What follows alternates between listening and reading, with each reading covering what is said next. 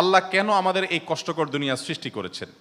তিনি তো সব জানেন, আগে থেকেই জানতেন এই দুনিয়া কঠিন আর অধিকাংশ মানুষ জাহান্নামে যাবে, অধিকাংশ তাকে বিশ্বাস করবে না, অধিকাংশ পাপ করবে। তা জেনেও আল্লাহ কেন বানাইলেন?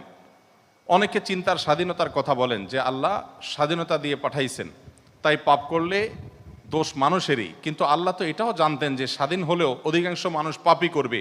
তাহলে কি বলা যায় আল্লাহ জাহান্নামে যাওয়ার জন্যই আমাদের বানাইছেন? এটা কি জুলুম না?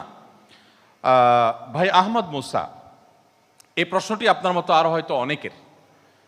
আমরা এই প্রশ্ন উত্তরে অনেক দীর্ঘ আলোচনা করতে পারলে ভালো হতো, কিন্তু আমাদের হাতে সে সময় নেই। আমি খুব সংক্ষিপ্তভাবে বলার চেষ্টা করি। প্রথমত, আল্লাহ সংক্রান্ত যত প্রশ্ন আছে আমাদের, এই বেশিরভাগ প্রশ্নের গোড়ায় একটা বড় ধরনের গলদ আছে। সে গলদটা হলো, আমরা আল্লাহকে আমাদের মতো ধরে নিয়ে প্রশ্ন করি। অর্থাৎ আমি আপনি সাধারণ মানুষ সৃষ্টি, আমাদের যে সীমাবদ্ধতা আছে, আমাদের যে জায়গাটা আছে, আল্লাহ রাব্বুল আলামিনকে সেই জায়গায় বিবেচনা করে আমরা প্রশ্ন করি। এটা হলো প্রশ্নের গোড়ায় গলদ। যেমন কেউ যখন প্রশ্ন করে যে আচ্ছা, আমাদেরকে আল্লাহ সৃষ্টি করেছেন, তাহলে আল্লাহকে কে সৃষ্টি করেছেন? নাউজুবিল্লাহ। এরকম প্রশ্ন অনেকে করেন।